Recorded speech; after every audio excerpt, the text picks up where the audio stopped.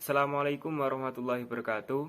Yang terhormat kepada Bapak Syamsul Arifin selaku dosen pengampu mata kuliah Sejarah Pergerakan Nasional Indonesia. Perkenalkan, nama saya Muhammad Hilmi Fathun Naja. NIM saya 201011020016. Saya dari kelas SKIA.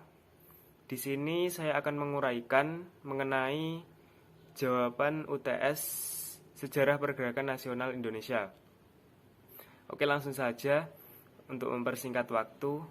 Soal yang pertama yaitu mengenai faktor yang melatar belakangi lahirnya Pergerakan Nasional Indonesia. Itu ada dua faktor. Yang pertama faktor internal. Untuk faktor internal itu adanya penderitaan rakyat yang berkepanjangan akibat penjajahan. Yang kedua, adanya kenangan kejayaan masa lalu seperti zaman kerajaan Sriwijaya dan Majapahit. Selanjutnya, lahirnya kaum-kaum intelektual atau terpelajar yang menjadi pemimpin pergerakan. Yang terakhir, adanya diskriminasi sosial. Sedangkan untuk faktor eksternal sendiri, yakni timbulnya paham-paham baru di Eropa dan Amerika yang masuk ke Indonesia seperti nasionalisme, demokrasi, liberalisme, dan sosialisme. Selanjutnya, munculnya gerakan Turki Muda atau All-Indian National Congress 1885 dan Grandisme. Itu tidak lepas kebangkitan nasional di ASEAN dan Afrika. Selanjutnya, adanya kemenangan Jepang atas Rusia pada 1905 yang menyadarkan dan membangkitkan ke bangsa-bangsa Asia untuk melawan bangsa Barat.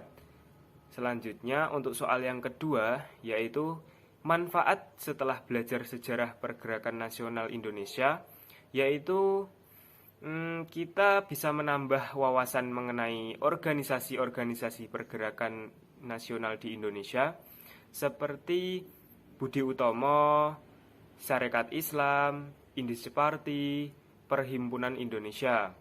Selain itu, kita dapat membangun kewarganegaraan yang lebih baik. Dengan mempelajarinya, tentu setiap warga negara bisa lebih menghargai perjuangan para tokoh nasional yang berkontribusi membangun negara tersebut. Dengan begitu, masyarakat bisa melanjutkan perjuangan yang ada untuk menciptakan negara yang maju, beretika dan berbudaya luhur.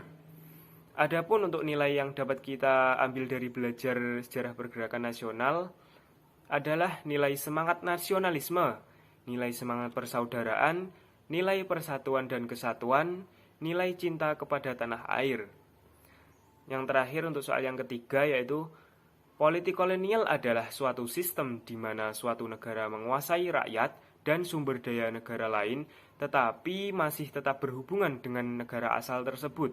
Contohnya seperti monopoli perdagangan oleh VOC, kerja rodi, sistem sewa tanah, kultur stelsel